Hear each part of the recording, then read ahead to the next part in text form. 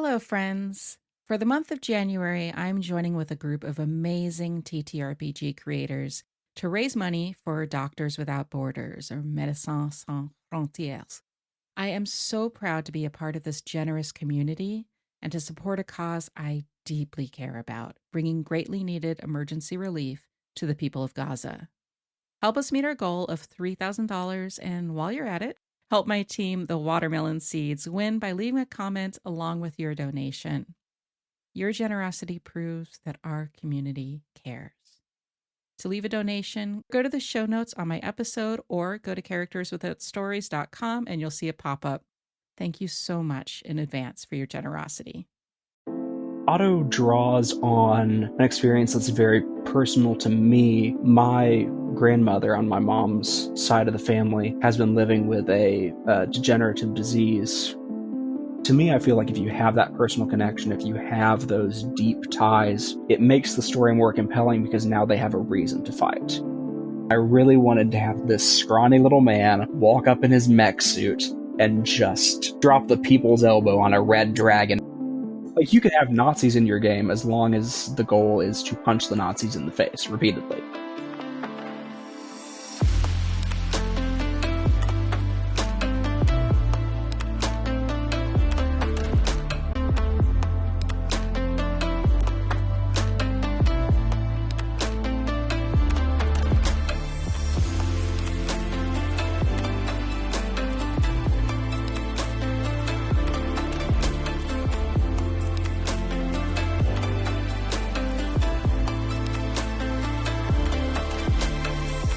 Hello, friends. Welcome to Characters Without Stories, a TTRPG podcast about the roads not yet traveled. I'm Star. This episode, I'm joined by Joseph Byler, an aspiring TTRPG writer and nurse.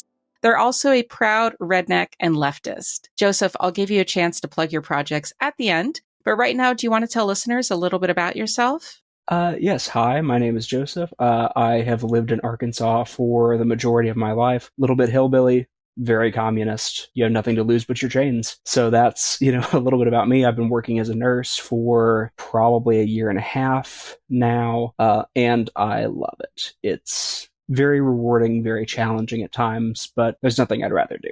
Awesome. Joseph, tell me, who are you bringing to the table today? So we're going to be talking about my character, Otto Von Kurtzel.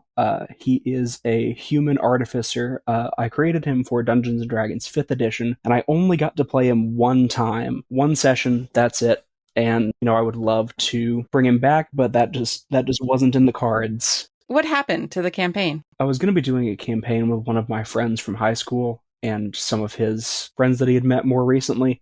And it just ended up kind of fizzling out because we have, busy work schedules. Both of us work nights, which puts a damper on things. And it just never really got off the ground in the way that we wanted it to. Yeah. Scheduling conflicts are the BBEG for TTRPG players. For sure, yes. Tell me a little bit more about Otto. Why don't we start with the basics? How old is Otto? About 62 years old, gray hair, starting to go bald a little bit, frail and small and kind of withered, like a real raisin of a guy. And what race is Otto? Otto is a human. He was raised in a place with a lot of gnomes, so he's got a lot of sort of gnomish influence. One of his teachers who taught him how to be an artificer was a gnome, and he speaks gnomish, but he was born to a human family and has a family of his own, a fairly large one. I know in Dungeons & Dragons, a lot of people think human is the basic, boring choice. What would you say to that? I disagree. I mean, if you think about a lot of fantasy heroes that we know and love, like Luke Skywalker is a human, Aragorn, a human. Gandalf, not really a human, but looks like a human. A lot of these great heroes are humans, and also it's easier to draw from your own experience. Everyone that you know in real life is a human. Yeah, there's something to me about being the person that's not part of this kind of fantasy lore, being the human among elves and the human among dwarves, being almost closer to yourself, but stuck within this fantasy situation. I think that's really compelling. Yeah, I find it makes a more interesting story to me because you're not relying on the fact that your character is this strange otherworldly thing, so you have to come up with other things that make them interesting.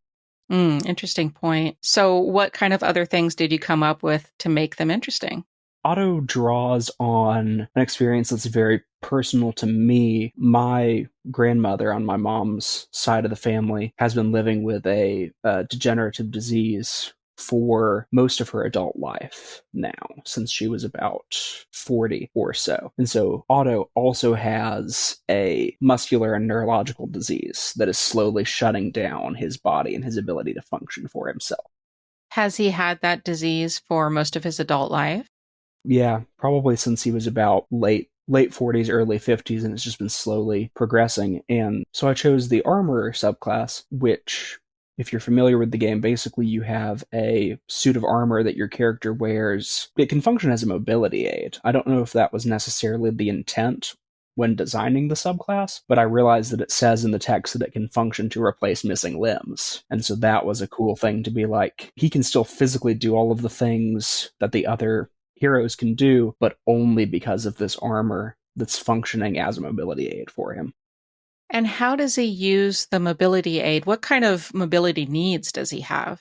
Well, he started to lose a lot of sensation and manual dexterity in his arms and hands, and also in his legs and his feet. Outside of the armor, he would require probably a wheelchair to get around, I would imagine. So it basically just gives him the strength to be able to use his legs and use his arms and his hands for that very dexterous sort of work that being an artificer requires.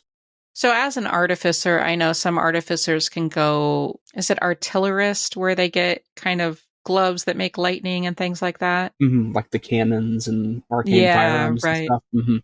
Right, right. So I think you can build an artificer to be more of a frontline fighter. What is Otto's role in the party?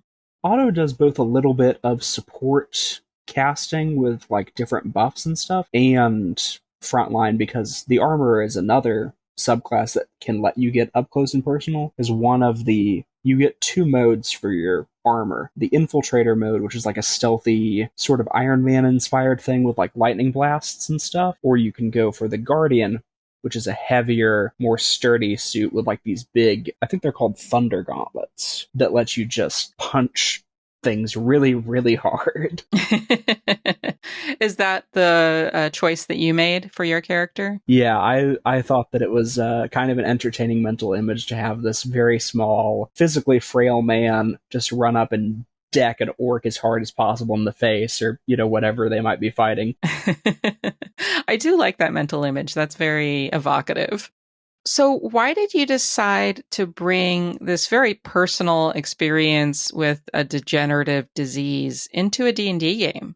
At the time, whenever I was making this character for the game, my grandmother had recently gotten more sick. She was recently diagnosed with pancreatic cancer at the time. And so I guess in a way it was kind of my way of honoring her because I didn't know what her health was going to look like. I didn't know what the result of this cancer diagnosis would be, whether or not she would recover. Did she recover?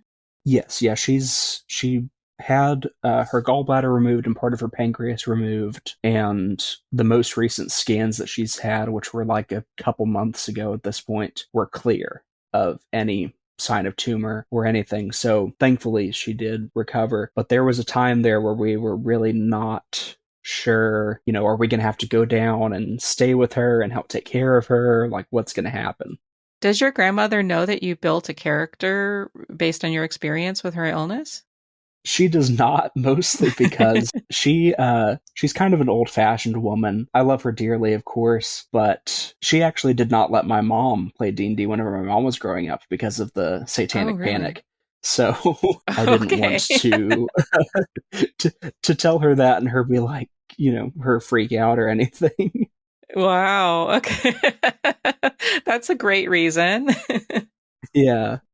You said that Otto has a big family. Is he married? Yes, yeah, he's married, and he also has, I can't remember how many kids I decided on him having, but at least two or three is what I had kind of pictured in my head. And possibly like a grandkid or two running around as well. Why did you make the choice to give him a family? A lot of times people in D&D games especially choose to have their characters not have those kinds of attachments. That's a great question because for a while there, whenever I was first making characters for RPGs, I did do that. I didn't give them families. I didn't give them personal connections, partly out of, a fear, oh, the dungeon master is going to use this against me kind of thing, right? Mm-hmm. But with Otto specifically, I wanted to give him a family because I felt like that would be, like, that's his reason for adventuring. Right? If he didn't have anybody that was counting on him that he had to take care of, he'd probably just live in a workshop all day and just tinker. To me, I feel like if you have that personal connection, if you have those deep ties, whether it's a family or maybe it's, friends that your character really loves and cares about, or a guild that they're a part of, or, something like that, it makes the story more compelling because now they have a reason to fight. Right. They have someone worth fighting for. Isn't that a Disney song? Yeah. I feel like it's a lyric from a Disney song. I can't place it. Something about making a man out of you, maybe? I don't know. Yes. Yes, it's Mulan. Yes. Sorry. It was driving me nuts. I was we're fighting for. Yeah, exactly. Yeah.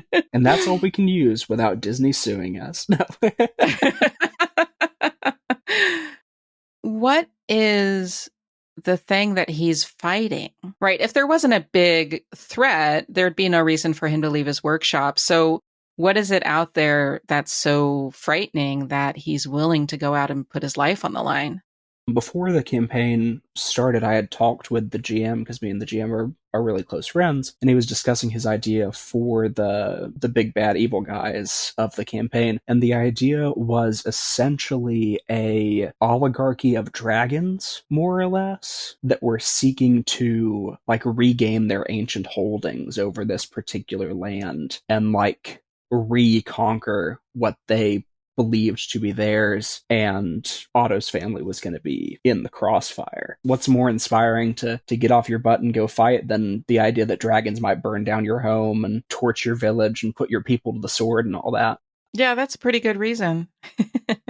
What about Otto's gender and sexuality? Is that something that you've thought about with this character? Otto is male, and I hadn't really, presumably straight, I hadn't really thought about it too much. I've played a lot of queer characters and some female characters and some non-binary characters and stuff, but for Otto, I just felt like sticking very kind of classic family man type archetype a little bit is kind of what I was going for. Is there a reason you made that particular choice, this kind of family man trope? I felt like I hadn't really done it very often. I hadn't really explored that idea. It's kind of rare that we find good examples of masculinity in terms of this being a person that actually is diligent and brave and hardworking without also being a jerk and a misogynist and stuff, right? Right. So I wanted to kind of explore that idea of just this kindly old man who makes little clockwork toys for children and very wholesome, very Fred Rogers sort of vibe. I love that. I love that Mr. Rogers as a D&D character. That's great. Very much so. Do you have any personal reasons for wanting to go against this toxic masculinity? Oh, certainly. I mean, I was obviously socialized male and have lived in the South for all of my life. And while I love the South and I love rural America and the people that live here, there is also a very strong culture of patriarchal nonsense, basically. If you're a real man, you've got to be tough and strong and domineering. I don't subscribe to that, and I don't think that that's what really makes you a manly person. If that's your aspiration, I don't feel like it's a good one to be no, I want to reign over people and be a big, huge jerk to everybody. Mm-hmm. I think a lot of people playing D&D have these kind of power fantasies that they want to explore, of being kind of that big, strong man, being the orc that can smash skulls and who can kind of just overpower all of their enemies. Is that something that you ever do, that kind of fantasy? Or are you more interested in creating characters that either go against that or who don't engage with that? I mostly tend to do characters that are kind of a subversion of that. If I can talk about one of my other PCs for a D&D game just for a sec, Yeah. I had a character for a Curse of Strahd game named Jarash, who was a half-orc fighter, very much in that vein of being a big, strong, tough warrior type, but was also just kind of a goofy himbo, a dummy with a heart of gold. Had a very sweet relationship with one of the other characters in the party. Was a little, like a scrawny tiefling street urchin type character, and me and that player decided that Jarash had saved this character from being beaten by the guards for like stealing something, and ever since then this little just feral demon child just hung around Jarash's neck, essentially. I haven't played many male characters, but I did play one time. I really wanted to do that kind of. I did a paladin who was Oath of the Ancients. So it's like the oath Ooh, is all about beauty. yes, And so I yes. was like, this is a paladin who like cries at sad movies, is so wholesome. It's the soft boy oath, right? Yeah, yeah. Yeah, that's probably my favorite paladin oath is the Oath of the Ancients, because it is. It's all about love and beauty and like parties and stuff. And like, who doesn't want to be the paladin of good times? Absolutely.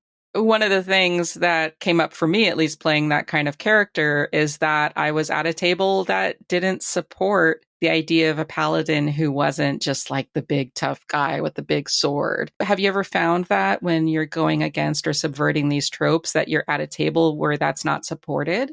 For sure, especially whenever I was younger, like whenever I was playing in high school and stuff like that, just finding tables where it's like, to use the example of playing a paladin, like, no, you have to be the big, waffle, stupid meaty. You have to be this, like, holier than thou, right, like, overly righteous douchebag type of guy. It's like, what if I want to play the paladin that's just like a party animal? And just like, let's live it up, let's live life, let's make great art, let's eat good food. Like, what if I want to do that? Yeah. Or like especially playing like a fighter or a barbarian or these very like physical classes. Jarash also had low intelligence but was very wise.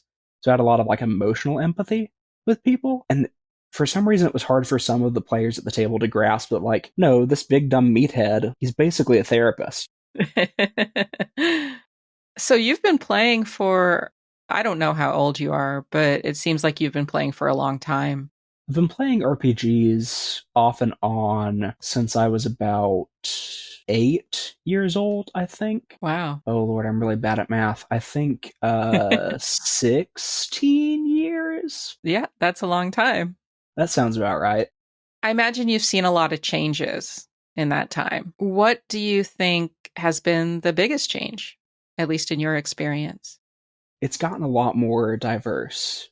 And that's a great thing. I love that. Whenever I was a kid and whenever I was growing up and stuff, RPGs I feel like were mostly just seen as like, this is a thing that like middle-aged men do, and that's it.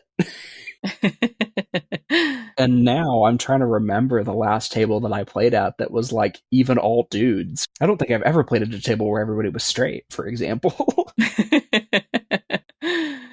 Does Otto have a voice different from your own?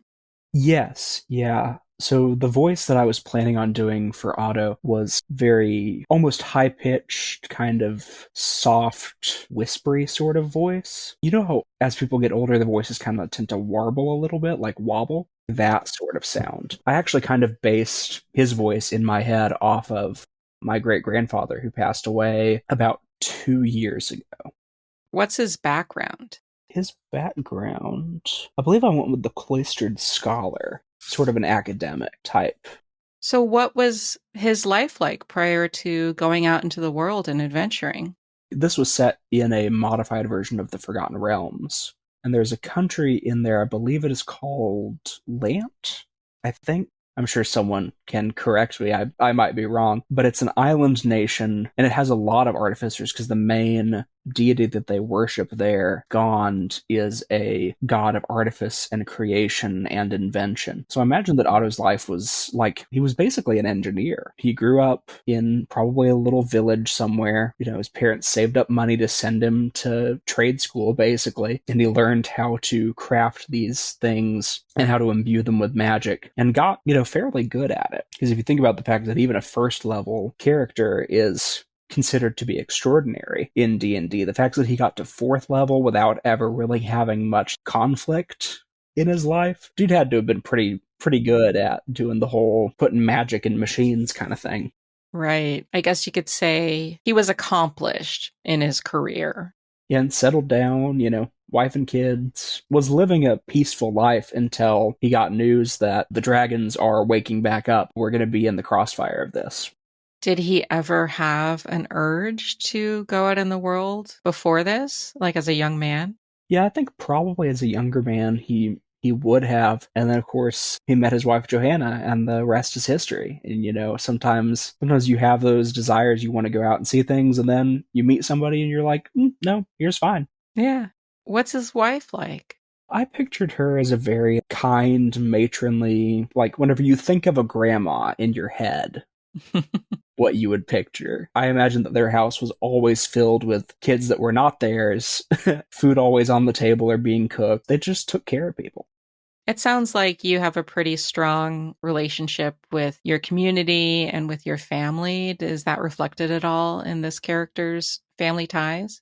Oh, for sure, yeah. I mean, we've always been close with both sets of grandparents. We've lived relatively far away from them for a while, but I do think family and community and connection is very, very important. We go and see them usually like once a month sometimes, and just, spend the day with them and visit with them. What about the wider community?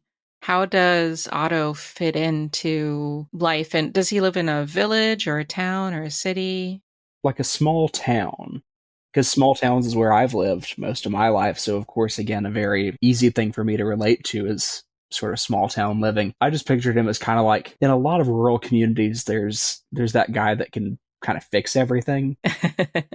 And so that was another point of inspiration for Otto, was like, he's just the guy that can fix everything. Your wagon wheel's not rolling like it should. Take it to the Von Kurtzels and Otto will fix you up, Mm-hmm.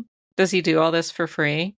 I imagine he probably charges like as little as he possibly can. You need money to eat and live, unfortunately, but compared to how much it would cost to take it into the city and have the Wagoners Guild or whatever fix it, I feel like it's definitely cheaper. Otto sounds very kind and very generous, but what are his flaws?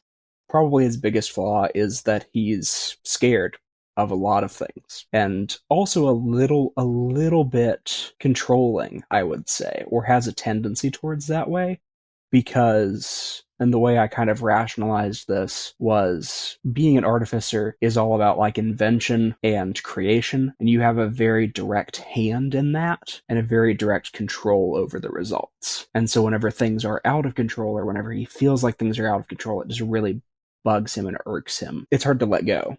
Is he more of an inventor or kind of a tinkerer or fixer?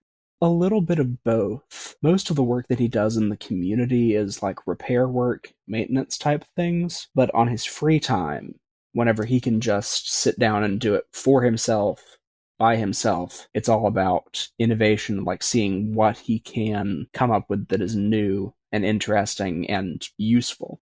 So going back to what you're saying about him being scared and anxious, that is surprising to me because it's a very brave choice to go out into the world and fight dragons, which I can imagine are not something that people in his small town come up against very often. Was that a huge leap and an out of character move for him? I think a little bit, but I also think that his desire and need to protect and provide for his family overrides the fear and the anxiety that he feels even thinking about encountering a dragon. Because if the choice is between staying at home and potentially losing everyone that he cares about, or fighting a giant winged death lizard, even though he's scared out of his mind, he's going to choose the death lizard, right? Mm-hmm. Well, I guess there could have been other options, right? He could have fled. He could have let somebody else taken care of it. Was he forced into taking the exact choice that he made, or was there something else that went into his decision to actually be the one that confronts it? I think it kind of goes back to his need for control, right? Because in my line of thinking is maybe he doesn't really trust other people to be able to do it. Like he doesn't want to fight the dragons, but maybe I feel like maybe he feels nobody else is really competent enough to do it. Kind of like, well, it's me or these people who can barely hold a sword the right way. So I'm going to build a big robot body and go out there shooting lightning bolts out of my hands. Exactly. He's turning himself into a mini mech and he's gonna punch a dragon in the face. Speaking of mini mechs, I know that Artificer is kind of usually associated with Eberron or these kind of steampunk settings. How do you imagine Artificers? So I think for the Forgotten Realms, specifically like how I picture it, especially for Lant, the kingdom that Otto is from, is like very kind of clockwork or like steampunk type. Something out of like Dishonored. Big gears and brass and pistons and stuff. That kind of goes against the idea of a small town, a traditional fantasy setting. Lant is probably the most technologically advanced place in the Forgotten Realms in terms of just having a lot of industry. A small town in Lant is probably closer to a like small factory town in the beginning of the Industrial Revolution than it is to like, here's a little hamlet where there are 12 people here and only pigs and goats for miles around, you know? Right. Going back to the idea of him being controlling and not really trusting that anybody else can do what needs to be done, how does that work in a party dynamic? I think that it could potentially lead to some conflict, which is part of why I chose it as a personality trait, because I'm a little drama fiend. Player versus player is never fun to me, but character versus character, whenever everyone understands and is cool with that, can be really fun, and you can have some really fun dynamic. These two people kind of hate each other, but they need each other for, well, I can't stop the dragon on my own, so I have to deal with this numbskull over here, or this arrogant wizard thinks he's all that, but damn it if he can't cast just a perfect lightning bolt. Right. And then you have to, through the course of the campaign, come to some sort of understanding and learn to like each other. Exactly. It's a very fun arc to do. It's very much like the like Legolas and Gimli in Lord of the Rings, right? They start out kind of beefing with each other, kind of not really getting along, and then by the end of the both the films and the books, Legolas takes Gimli into the Undying Lands with him. Like he transports this dude to heaven. Does Otto have any unusual quirks? Just to want to be an artificer in general is a little bit of a quirk of like who looks at these clockwork and steam powered monstrosities and goes, yeah, I'm going to strap myself in one of those. I think that's a little bit of a quirk. And also just being so incredibly analytical is definitely like a thing that a lot of people in real life would say that that's a quirk, but there are plenty of people like that that just everything is logical, everything is black and white, and they don't deviate from that. Does Otto have a personal moral code or a vow or a motto? If he was to have any sort of motto, for me it would be do the most good you can. Do you think he ever wrestles with what the most good is? Oh, for sure. Yeah, I mean that's a moral quandary in real life, right? You can't do good by every single person. So you have to pick and choose your battles. If you try to care deeply about every single issue facing the planet or facing people, you will drive yourself nuts. You just will. There's no way to go, okay, I'm going to care about climate change and food scarcity and famine and war in the Middle East and the homeless problem. And the list just goes on and on and on and on and on. It may be overwhelming. I think it's possible to care about all those things. I don't think it's possible to do anything about all of those things, right?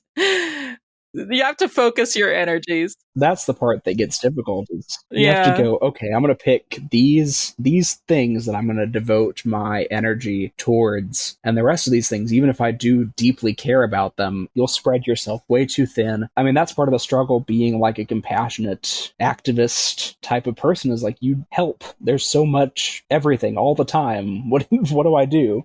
There's a lot that needs fixing in the world right now.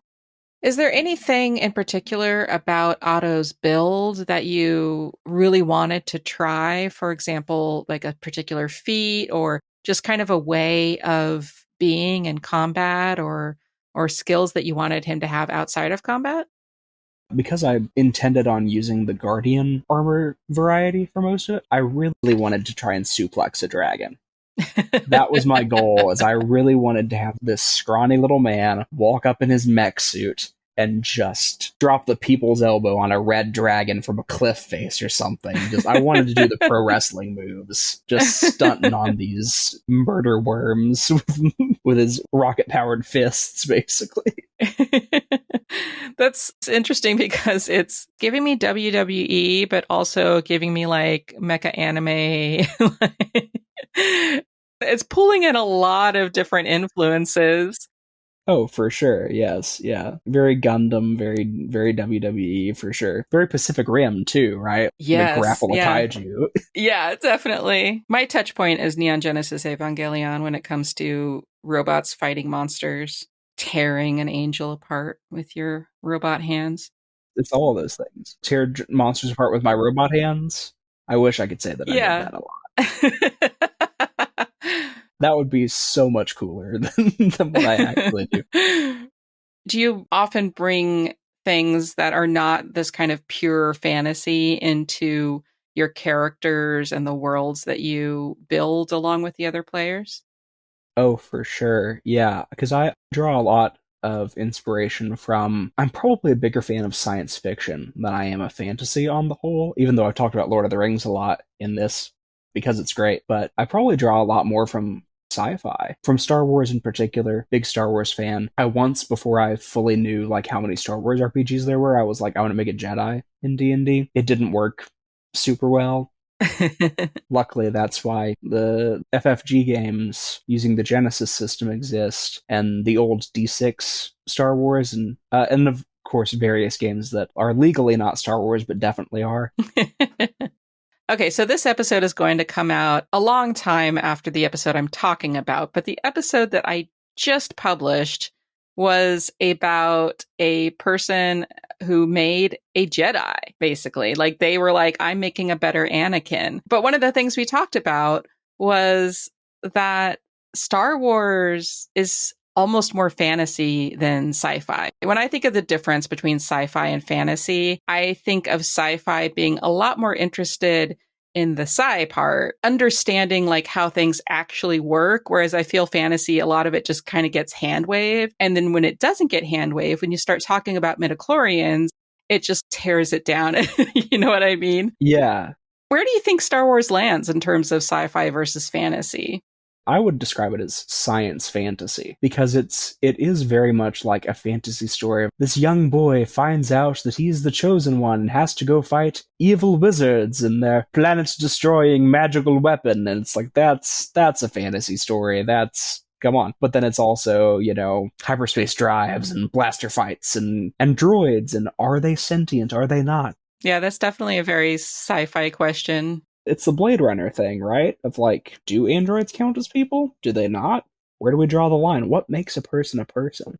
So bringing a character in who has a disability, obviously there are certain kinds of challenges that come up in fantasy settings. I've had a couple of episodes where I've talked to people who are disabled, who have made characters who are disabled and who have in their fantasy realm have built ways to overcome some of the challenges that they have in terms of mobility and things like that. Do you want this character to come up against challenges in terms of being able to have access or encountering challenges that are part of being disabled? I think that that could be interesting for sure, but at the same time, part of me goes, no, this is a fantasy world. I don't necessarily want to have to deal with real life bad things that make real life people struggle. So I think I could go either way on it, personally. I think a lot of times the question comes up is how much do you want to bring real world problems into your fantasy worlds? Do you have a perspective on that question? I mean, I think it very much depends on your play group, right? If I'm playing with a table that does want to explore, for example, the way that maybe people of color have been treated historically, that maybe does want to have that sort of exploration of like, no, people hate you just because you're different, and those people are suck. I think if you're going to tackle it in your stories, the people that are being bigoted, that are being ableist, should be unilaterally presented as being bad people. This person hates elves because they're elves, and that makes this person suck. They are bad. Right. Definitely. Like, you could have Nazis in your game as long as the goal is to punch the Nazis in the face repeatedly. I mean, that could be very cathartic. Oh, for sure. Certainly. Otto, as a kid, what did you want to be when you grow up? Well, let's see. My father always wanted me to join the guard, but I never really felt like that fit. We had one of those tinkerers come to town whenever I was just a small boy, and seeing the creations that he made and how they helped people's lives, that's what I wanted to do. Shortly after that, my parents saved up the money to send me to school, and well, here we are. Did you have to leave home to go to school? Yes, very far away, nearly half the country. Was that hard for you? Difficult, yes. I didn't sort of a boarding school, so I didn't really see my parents very often while I was attending. But I don't think I would trade that experience for anything. Without it, I wouldn't have gotten the education that I needed to do the things that I'm able to do now. Thank you, Joseph, for joining me on the show and for sharing Otto with me and my listeners. I really enjoyed it. Hope that you get more listeners and that it's successful and everything. I hope that people like Otto as much as I do. I still need to find a game to bring him back in. I love your wholesome grandpa artificer. I'm sure my listeners will too. We love a good grandpa. Always. I'll put links in the description to anything you want me to share, but are there any projects that you'd like to share with my listeners? You can find me on heretical-gaming on itch.io. I only have one game on there right now. It is a little 4-page mini-game called Lich, where you play as power-hungry evil wizards, because that's fun. Uses D6's fun little system that I made for a little game jam that another developer was doing. I'm also currently working on a Dark Souls-inspired RPG called Jolly Cooperation, which, if you're familiar with the Dark Souls games, there's an NPC in the first Dark Souls game. He's a fan favorite. His name is Solaire. He is a knight, kind of similar to like a paladin type character, like a holy warrior knight, but he's also probably the genuinely like sweetest and kindest character in the game. And he has a catchphrase where he says, "Let's you and I engage in jolly cooperation." And so that's the origin of the phrase. And he's delightful. I hope to have more projects in the future, but we'll see how that goes. For my recommendation this episode, I'd like to introduce you to a podcast called Blades of Mayari. Blades of Mayari is a Filipino-Canadian-led fantasy actual play podcast inspired by pre-colonial Filipino mythology. It uses Fate Core to tell its story, and its characters are larger-than-life superheroes. What I love about this podcast is that it's steeped in Filipino culture, from the food to the parties, without hand-holding audiences unfamiliar with it. The sound and the music are wonderful as well. Please go give it a listen. I think you'll enjoy it. I started a newsletter. If you'd like to get a behind-the-scenes peek at the podcast, follow my other projects like my current all-women actual play, and be notified when a new episode drops, you can find the sign-up form in the show notes or on my website. Please share the podcast with a friend. Word of mouth is the best way to find new listeners. Your recommendations help me immensely. Thank you to all my listeners spreading the word. I am so grateful. I want to give a shout out to To Leshback, who wrote me a review on Apple Podcasts. To whoever you are, and if I'm even pronouncing that right, thank you. You can find me on TikTok at StarMamaC or on Threads, Blue Sky, Instagram, and Facebook as Characters Without Stories. You can also listen on YouTube at Characters Without Stories or follow the link in the description. Thank you, and may all your characters find their stories.